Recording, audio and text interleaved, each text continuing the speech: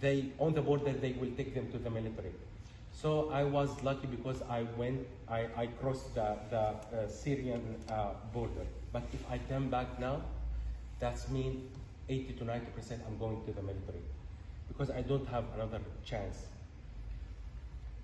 So the officers started marching along the line, looking at us, and he was saying, "You ask the freedom and then run away? You are weak and crowdly people. You went to enter Lebanon and destroy our beautiful land." He was walking like this. So you went to go to the Lebanon. You went to destroy our country like you destroy your country, right?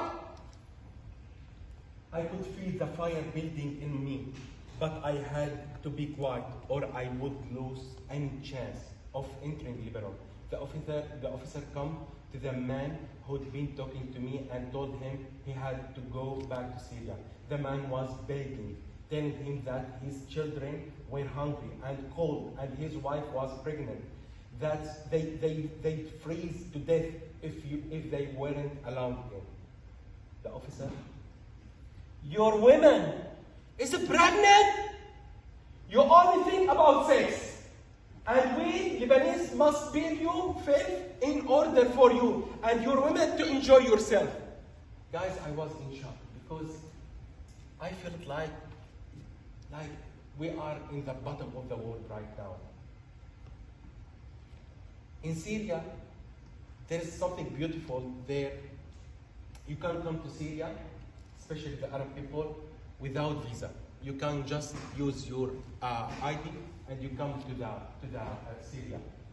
When you see some people dealing with you like this, you feel like, what we've done? We have to be like them. And this level of humiliation that we have reached, I was thinking what we've done.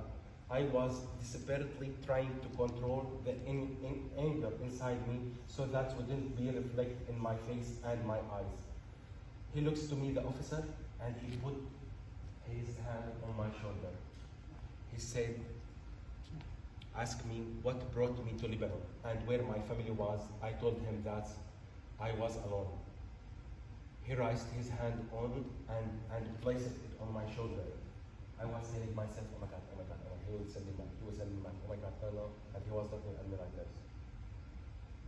And then he put his other hand and he pushed me in. And he continued, out.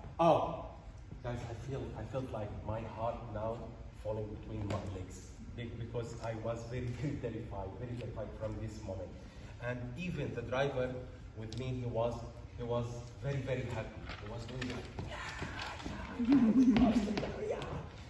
So I spent a month in Lebanon and I was very lonely. My memories tortured me and I couldn't find work. I invited activities to fill the void, but all I wanted was to go home to Syria.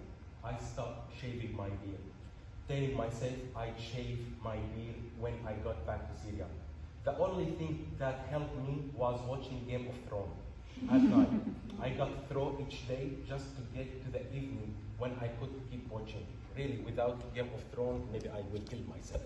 But these things help me to just, I need to spend my day, you know?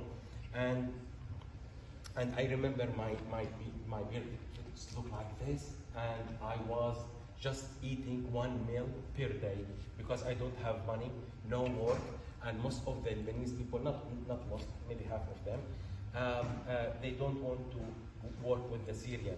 So I felt like, oh my God, I'm stuck here. I have to go back. When I turned on the TV and saw the news, they were talking about the ISIS coming now near from my house. Where is my family? And I was in shock.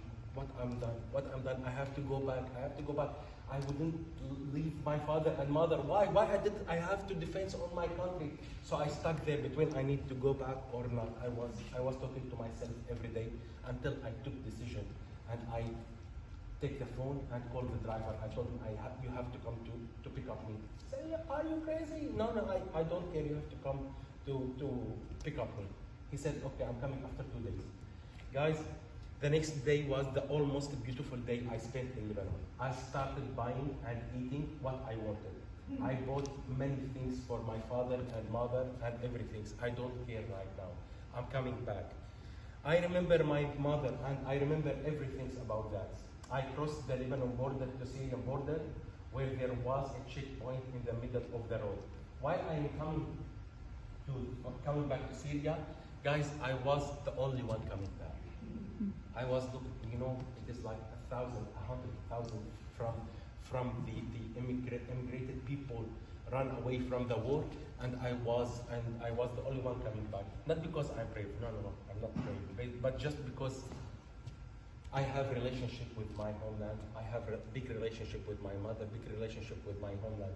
So while I'm coming back, I felt like people staring at me. Are you stupid? Are you stupid? And I'm coming back. So when I arrived to Syria, there was a checkpoint for the Syrian military.